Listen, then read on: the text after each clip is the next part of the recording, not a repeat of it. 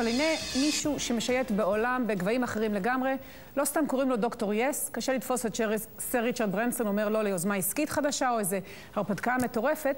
זה כנראה הסוד שהביא אותו לעמוד בראש אימפריה והפך את השם וירג'ין לאחד המותגים הכי מוכרים בעולם. אנחנו, מוניס זחאלקה ואני, פגשנו אותו השבוע בסוויטה שלו בניו יורק, לשם הוא קפץ מהקריבים. הנה הרעיון. You are now free to float around the cabin as you wish. נשמע דמיוני, אבל אם מקשיבים טוב למיליארדר הבריטי סר ריצ'רד ברנסון, כך יראה העתיד שלנו בעוד שנה וחצי, לא יותר. 3, 2, 1, release. כבר שנים שהוא משתעשע ברעיון כיבוש החלל, מבקש לשבור את המונופול של נאסא. לפני 6 שנים הרעיון הפך לביזנס. כמה דקות של ריחוף מחוץ לאטמוספירה, תג מחיר של $200,000, והציבור מסתער. הדרך להגשמת החלום הייתה רצופה בלא מעט סיכונים. פעם הוא חוצה את האוקיינוס ברכב מים, פעמים אחרות מנסה להקיף את כדור הארץ באמצעות כדור פורח ונכשל. עובדה שמדובר במיליארדר מזן אחר בטוח לא אוסר על העסקים. ברנסון, הבעלים והשותף ביותר מ-360 חברות, תעופה, תחבורה, תקשורת, משקאות, שירותים פיננסיים, ואפילו הוצאה לאור, אין כמעט תחום שהוא לא נוגע בו. ויש גם את החיידק הפוליטי-התנדבותי, מניסיון לסייע בפתרון סכסוכים, גם כאלה רחוקים, ועד ההתגייסות למלחמה באיידס ומאבק בשינוי האקלים. בגיל 60 הוא עדיין חי על אדרנלין, הילד שנפלט מהתיכון ופתח עסק קטן למכירת תקליטים. היום המותג וירג'ין כבר מזמן, לא רק בענייני המוזיקה. So Branson, thank you very much for taking the time and letting us meet you in your suite here in New York. And you just got back from your island, I understand. You're here for the weekend, you're going back. How are you going to squeeze everything in? Well, I'm very lucky. I have an enormously full life, incredibly varied life. You know, everything from, business ventures to philanthropic ventures. Also like to play hard as well. So I've got a great bunch of people who work with me. Somehow managed to get everything done. I was thinking about the part that you have to pay off your bet now. I understand we're going to see you in the full dress, skirt, serving on an airplane. When is that going to happen? My apologies for that. No, well, we were trying to become the best of the new teams that entered into the Grand Prix, and Tony Fernandez, who runs Lotus, is a friend, and we had a friendly bet. He actually said that he'd kill himself if we beat him. So I said I thought that was a bit extreme. So I said, well, whoever loses will have to serve on the other person's airline. And dress up as their equivalent stewardess, and so sometime over the next 2 to 3 months I will be shaving, I suspect, my beard and moustache off and getting my full regalia on and heading off to Malaysia. It seems like you'll do everything to keep up your reputation as Mr. Yes, always saying yes. Yeah, I mean, life's much more fun if you say yes than if you say no. So, having said yes, I'm going to have to stick with it on this one. But correct me if I'm wrong, it's what keeps your business going, or, what made it a phenomenal success, the fact that you understood that it has to be interesting. It's not just a business. And you have to be interesting. I mean, first of all, I've never thought of myself as a businessman. I love creating things. I love making a difference. And I think the most successful businesses are businesses that are designed to make a difference to other people's lives. So I started off as a teenager, campaigning against the Vietnamese War with a magazine, a student magazine. It had resonance with young people, and the magazine became very successful, and that enabled me to, move into the music business, which I loved, and look for bands that nobody else wanted to sign. And so Virgin Records was born with Mike Oldfield's Tubular Bells, and we became the largest independent record company. But it was out of everything we've done has been out of an absolute passion for what we're doing. But now you have over 360 companies. I mean, you started from music and finance and transport and green energy, of course, and health and drinks and food. Oh, of course, the space, galactic. And I always thought in business school they tell you to focus, and here you are all over the place. Is it your character and the strategy that you followed? It's just like you were hyperactive and you still are? No, I mean, I left school at 15, so I was, so my education, in a sense, was getting out into the real world and trying things, and sometimes falling flat on my face, sometimes succeeding. You know, there are a lot of things about business school that business students should rebel against, and I definitely think one of them is, you know, just specialise in one area. If we, you know, stuck with one of our first businesses, the music business, you know, we would quite possibly be bankrupt today because, you know, people are not buying records anymore.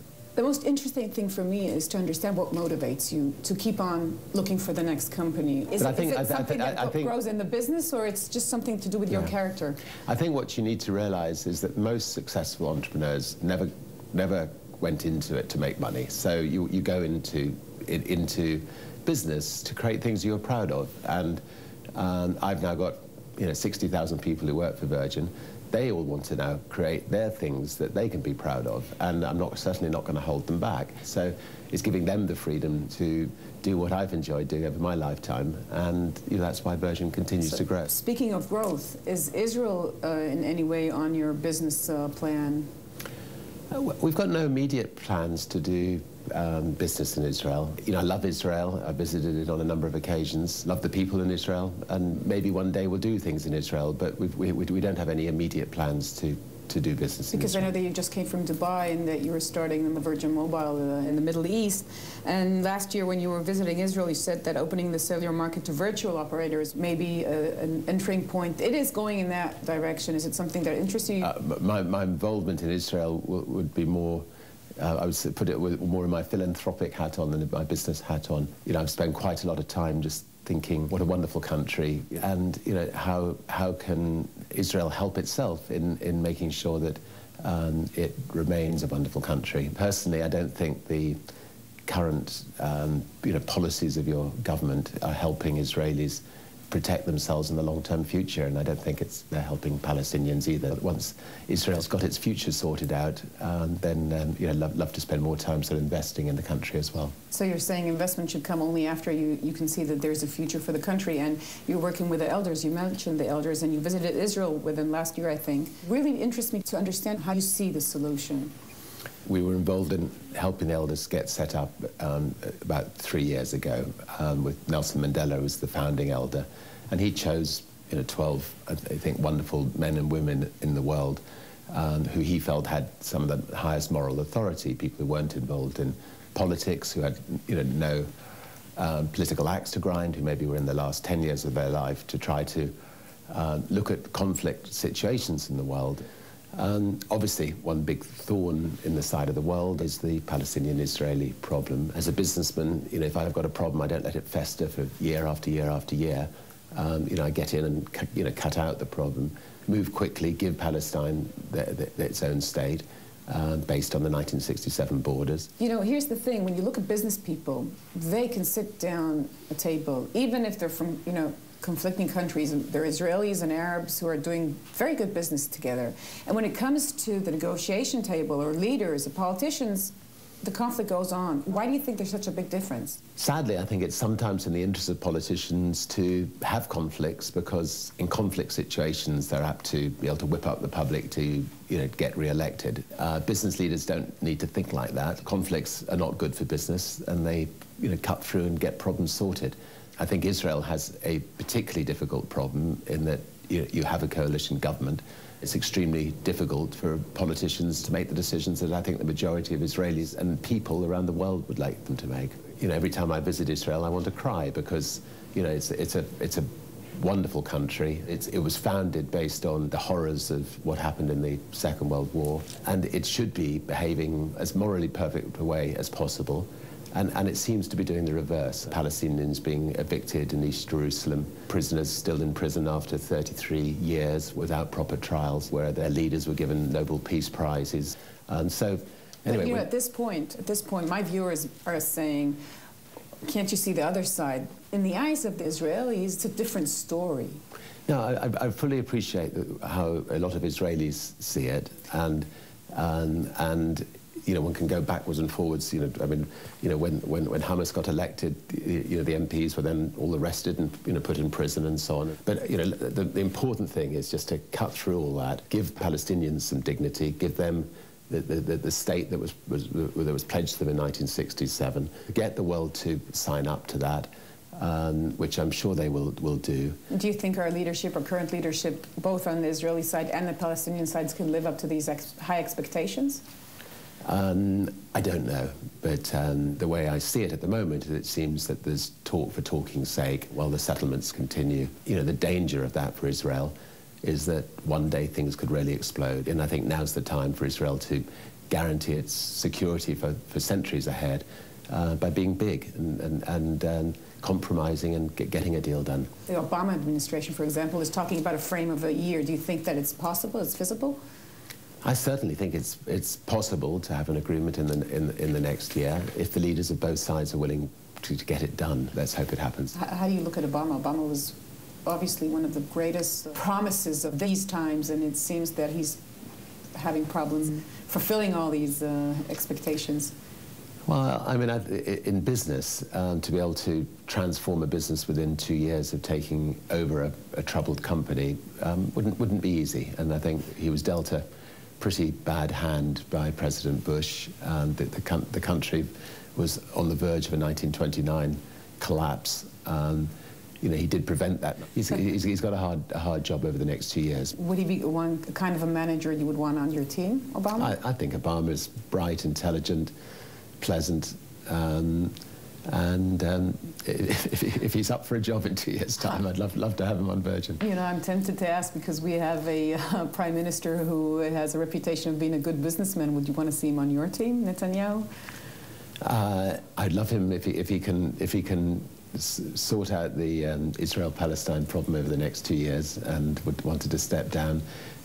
We'd absolutely love to have him on our team. Netanyahu, you have a job offer. Just get things done. And you know, speaking of breaking the barriers and boundaries, and well, isn't the world enough now? You're off to space.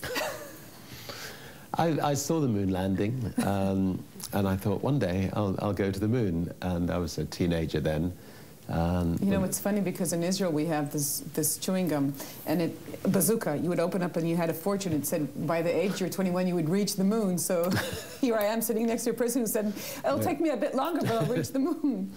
No, well, it soon became apparent that NASA, which is run obviously by government, wasn't interested in letting you or me go to the moon, and so you know, a few years ago, thought, let's build a spaceship and let's see if we can, build a spaceship, why not? And so I headed off looking for technicians, engineers, brilliant geniuses to build a spaceship. As we said, Dr. Yes. I mean, if anyone said no, you just look for someone else. And most of them had zany, ridiculous ideas. I came across Bert Rutan, who's an absolute genius, and you know, he's built Spaceship One, and that successfully went into space, and now we've finished building Spaceship Two, and the mothership's finished, and the spaceport is nearly finished. So we're months rather than years away from finally fulfilling our ambition. It's going to be $200,000 a ticket? Yeah, the initial ticket price is $200,000, and in time we hope to be able to bring that price down, so you know, hopefully a lot of people will be able to have the chance to go into space. You know, I just came back from Haiti, and when I heard I was going to meet you, I thought, looking at this reality in Haiti, that it was somewhat unfair that here you are spending so much money and so much effort in getting people just to see the world from space, whereas if you put, you know, a tenth of that effort in countries like that, we would be in a different place. Yeah, it's a very good question. But I think, you know, as far as I'm concerned, it's important I balance my books, and so, you know, we're setting up a Centre for Disease Control in Africa. We set up, you know, the Carbon War Room in Washington to try to tackle global warming. When space travel, I think, can do a lot for this Earth we live in. You know, we'll be able to put satellites into space at a fraction of the price. We'll have, you know, much better idea about our weather, about, you know, the ozone layer. And so out of, you know, space adventure can come, I think, a good side to space. Anyway, there's a long waiting list, right?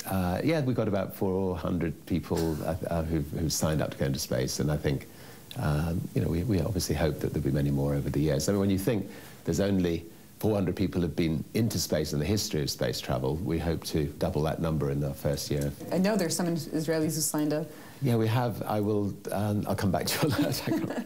And when will most people be able to travel with you on space? Like for... yeah, I mean, in the 1920s, it was, it cost about $200,000 to cross the Atlantic in a jet plane, and obviously it's now come down dramatically. And I think the same will happen with space travel. 80 years or less? And by the time your children want to go to space, I think they will be able to think, shall we go to space, or shall we go and visit our relatives in the UK or America, for the weekend? So it could come down quite dramatically. You've just turned 60. Is it time to slow down a bit? I hope not. No, I mean, I suppose I'd like to think of myself as I love Peter Pan, one of my favourite characters. I don't want to ever grow up. So, in the last 12 months, I've run the marathon and, attempted a kite surf across the English Channel and, about to swim across the Irish Channel. Anyway, I'm interested. What's next? That was my next question. What's next on your list? Well, I love to do things now with my children, Holly and Sam. So, we set ourselves fun adventures which help us keep us fit, but then we have a fun family adventures. So, we attempted to break the transatlantic sailing record as a family, and had a great adventure trying to do so. We'll be going to space together. It's good to have these sort of things to challenge one's body and challenge oneself and see whether one's capable. So the list is full, and whenever you check something off, you're going to get a new one on. Yeah, I think that's the case. The alternative, sort of sitting on a beach and drinking a Virgin, I don't think a Virgin Mary, a Bloody Mary or whatever it is. That's the only thing you can't say virgin about. It sounds very pleasant, but I'd much rather be doing things than watching other people doing things. And why not politics, for example? After all your experience, will we see you as a politician? Not as a conventional politician. I mean, I will certainly get involved in things like help as an advisor to the elders, helping them try to to resolve conflicts, but I won't get involved in party politics myself, and never have. But at the end of the day, you need the politicians to make the right decisions. Yeah, I think that the sad thing about politics is it's very short-lived. I mean, you might be there for 3, 5, 6 years, and unless you're immediately a president or prime minister, it's difficult to achieve a lot as a politician. But as a global entrepreneur, you're in a position, I think, to achieve quite a lot. And if one gets involved in narrow political politics, you sort of box yourself in, whereas as an entrepreneur, I have the freedom to speak out about anything I wish. I've got the resources to put behind that freedom to try to make a difference. So you're still young, and you still have a lot to achieve, but if you had to choose, what would you be wanted to remember for? Well, I think of, it depends. I think of all the things we've been involved in setting up. I think the elders is the most important, because if you have conflict, everything else falls apart. People suffer, and I think the elders, I hope, will be around in 300 or 400 or 500 years' time. And I hope that in 300 or 400 or 500 years' time, by then, hopefully, they would have been able to put themselves out of business, and that's the task they've set themselves. Sir Richard Branson, thank you very much for taking the time. It was a wonderful experience for me. Thank you. Pleasure. Thanks a lot.